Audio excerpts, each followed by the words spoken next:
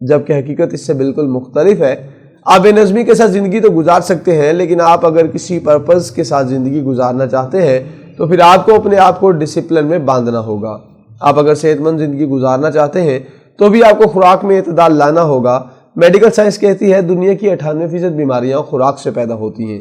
اب کھانے اور پینے کو ڈسپلن میں لے آئیں، آپ لمبی اور صحت مند زندگی گزاریں گے۔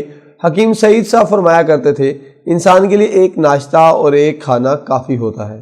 وہ ہفتے میں 3 دن روزہ رکھتے تھے۔ آپ شاید یہ جان کر حیران ہوں گے، حکیم سعید نے زندگی میں 80,000 خط لکھے تھے، اور یہ خط اب باقاعدہ میوزیم میں پڑے ہیں۔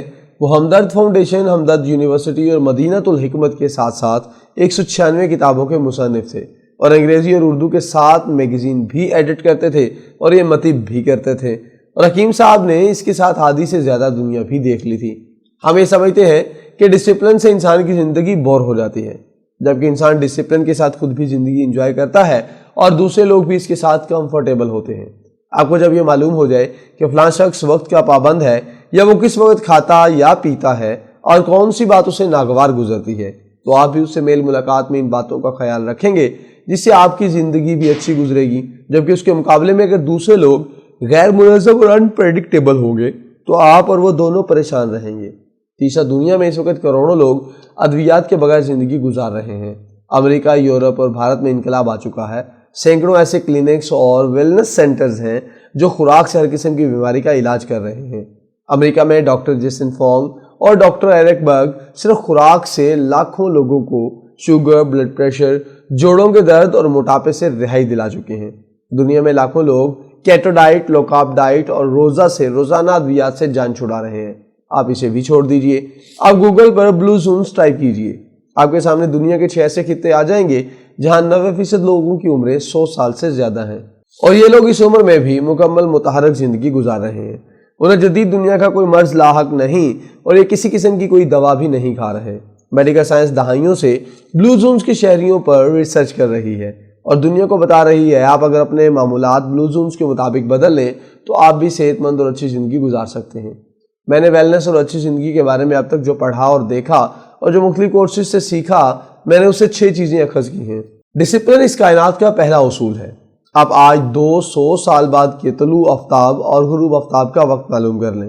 سورج یقیناً اس دن بھی سیکنڈز کے حساب سے وقت پر طلوع ہوگا اور عین وقت پر غروب ہوگا۔ چاند، ستارے، ہوائیں، بارشیں، پھول، پھل اور جانداروں کی پیدائش کا وقت تک معین ہے۔ ہمارے دل کی دھڑکنیں تک طے ہیں۔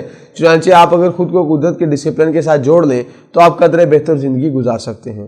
2، انسان کو دنیا کے تمام جانداروں کے مقابلے میں کم خوراک درکار ہوتی ہے۔ شاید اسی لیے صرف انسان پر روزے فرض ہیں۔ کتا اور گھوڑا بھی جب بیمار ہوتا ہے تو یہ فاقہ کرتا ہے اور ٹھیک ہو جاتا ہے۔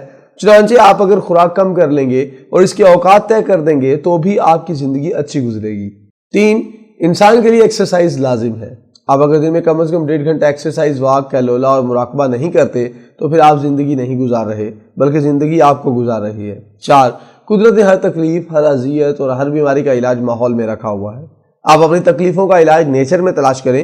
آپ اگر ہفتے میں 3 دن ہلدی والا دودھ پی کر تندرست ہو سکتے ہیں تو آپ کو ملٹی وائٹامنز اور اینٹی بائیوٹکس لینے کی کیا ضرورت ہے؟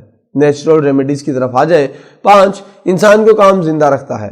آپ آخری سانس تک کام کرتے رہیں، لیکن کام آپ کی مرضی کا ہونا چاہیے۔ مزاج کے خلاف کام قید ہوتا ہے، اور قید محل میں بھی ہو تو بھی انسان کو مار دیتی ہے۔ اور 6، اللہ کے سوا انسان کا کوئی آسرا، کوئی سہارا نہیں۔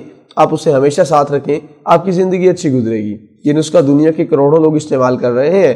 آپ بھی کر کے دیکھیں، آپ کو حیران کن نتائج ملیں گے۔